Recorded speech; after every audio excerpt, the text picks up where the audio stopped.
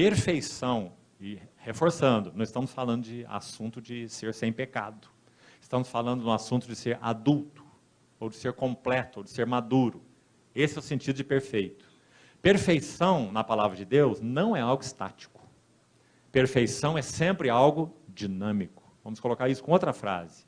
Perfeição, segundo a Bíblia, quando Deus nos chamou para sermos perfeitos, como é perfeito o nosso Pai Celeste, não foi assim que ele disse? Essa perfeição é descrita nas Escrituras em níveis. Isso significa que nós podemos ser perfeitos em um nível, e que nível é esse? Sermos fiéis à luz que nós temos alcançado. Então Jó era perfeito no seu nível, mas não na intenção última de Deus. E esse última aqui é uma palavra importante, porque é ela que aparece em Tiago 5:11. Vamos olhar essa palavra aí? Olhe lá. Tendes ouvido da paciência, então aqui talvez seria melhor perseverança de Jó, e vistes que, qual é a palavra agora, irmãos? Fim. Essa palavrinha-chave. Fim. A questão é que Jó achava que ele já era uma árvore frondosa e frutífera, que estava no outono da sua vida, mas aos olhos de Deus ele ainda era um adolescente. Então o Senhor pegou esse adolescente, mexeu com ele.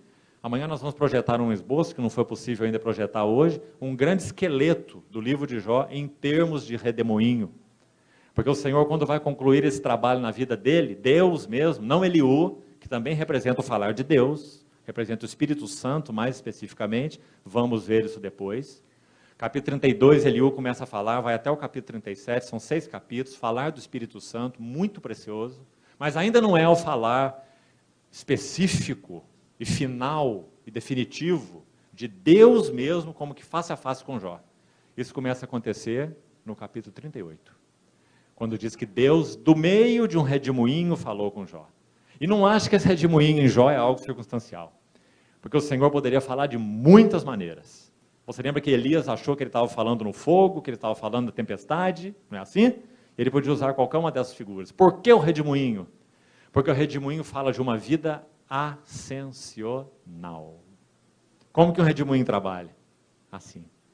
Tirando tudo aquilo que está em um nível mais baixo e aspirando para um nível mais alto. Esse é o trabalho do redemoinho. Que lindo. O Senhor ter escolhido o redemoinho para falar com Jó. E não o fogo, nem a saraiva, nem a tempestade, mas o redemoinho. Porque esse é o livro de Jó. O redemoinho transformador de Deus. Então, o que significa esse redemoinho? Pense numa mola, um trabalho helicoidal. Significa que enquanto estamos aqui na primeira volta dessa mola, nós podemos e devemos ser perfeitos nesse nível. De novo, a palavra de Paulo em Filipenses 3. Por favor, deixe Tiago aí um pouquinho, para ficar claro. E abra Filipenses 3. Nós já citamos esse texto 3 vezes até agora e não abrimos ainda esse texto. Queria que você olhasse para ele. Filipenses 3. Já voltamos ao versículo de Tiago. Veja o que diz em Filipenses.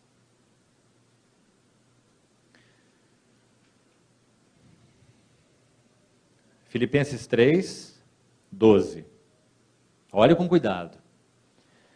Não que eu o tenha já recebido, ou tenha já obtido, o que Paulo diz aqui? Perfeição. Lembre-se, maturidade.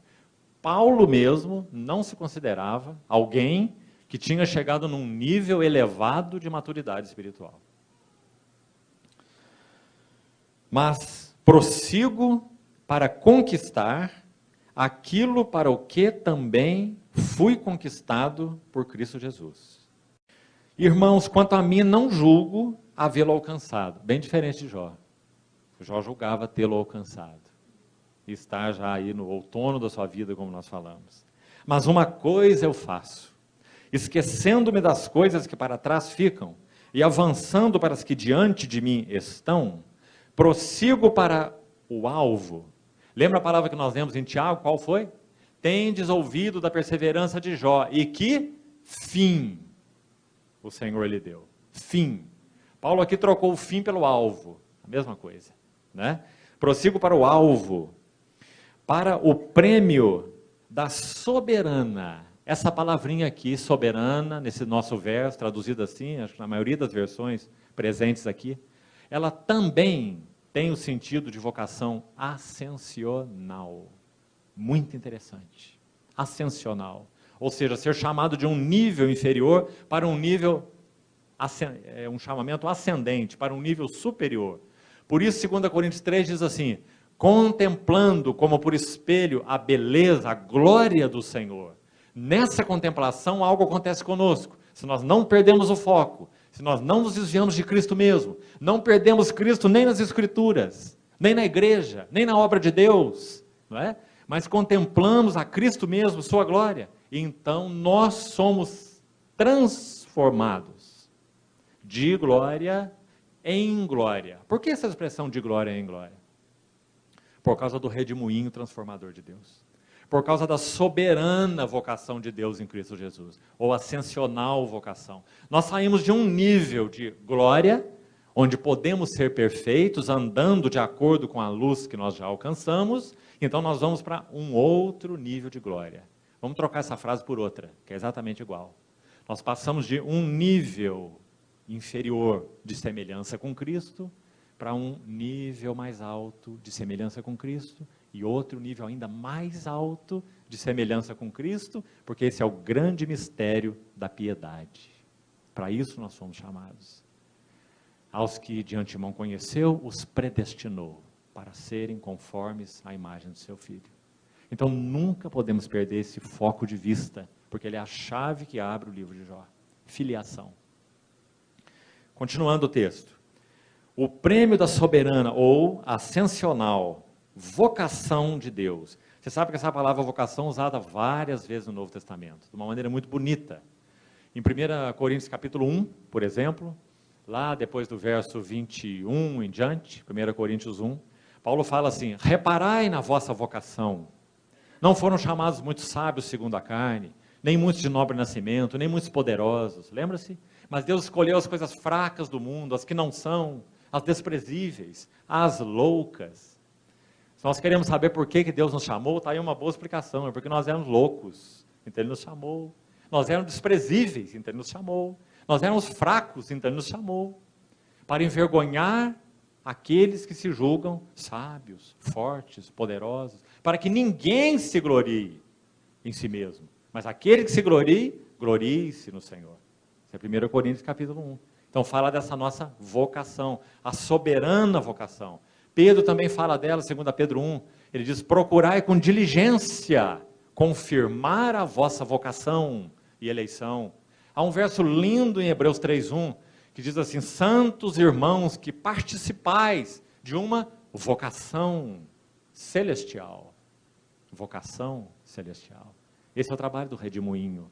Não é? Soberana vocação, vocação celestial. O Senhor quer nos levar em níveis de glória em glória. Aquelas duas preposições, o de e o em, na língua original, são interessantes.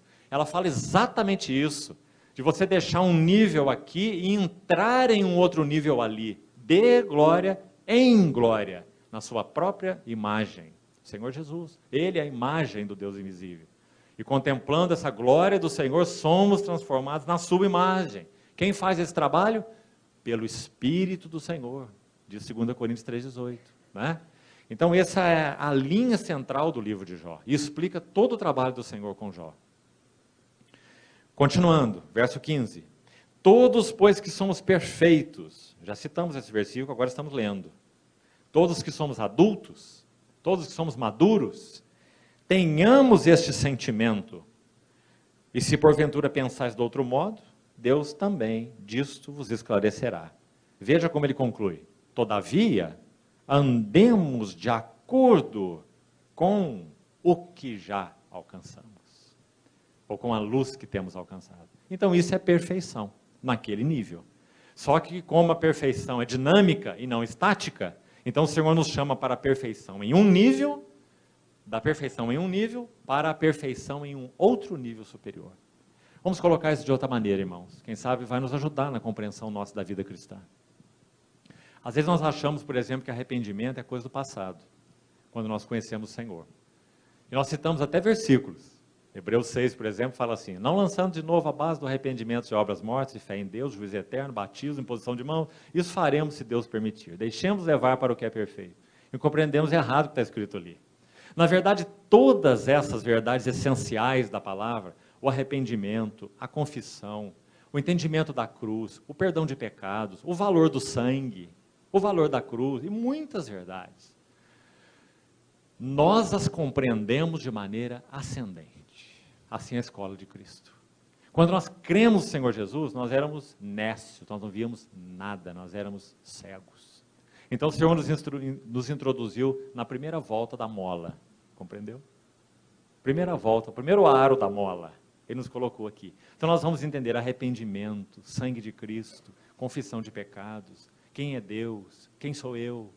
Então a partir daí, o Senhor nos pede fidelidade. Ande de acordo com isso que você viu. Se andamos, então Ele vai nos levar a dar um pulo, um degrau a mais. Aí nós vamos andar nas mesmas verdades. Arrependimento, o sangue de Cristo, a cruz de Cristo e assim por diante. Só que agora em um nível mais alto. Que lindo isso. E nós vamos em nível, em nível, em nível, e passando pelas mesmas verdades e com uma compreensão cada vez mais clara. O Paulo, que escreveu Coríntios, realmente era entre aspas, um Paulo diferente do que escreveu Efésios. Não era? Quando ele escreveu Efésios, ele tinha muito maior compreensão do sangue, da cruz, do novo homem, coisas que nem sequer ele menciona em Coríntios, como novo homem, por exemplo. Então, de glória em glória, mas andemos de acordo com a luz que já alcançamos.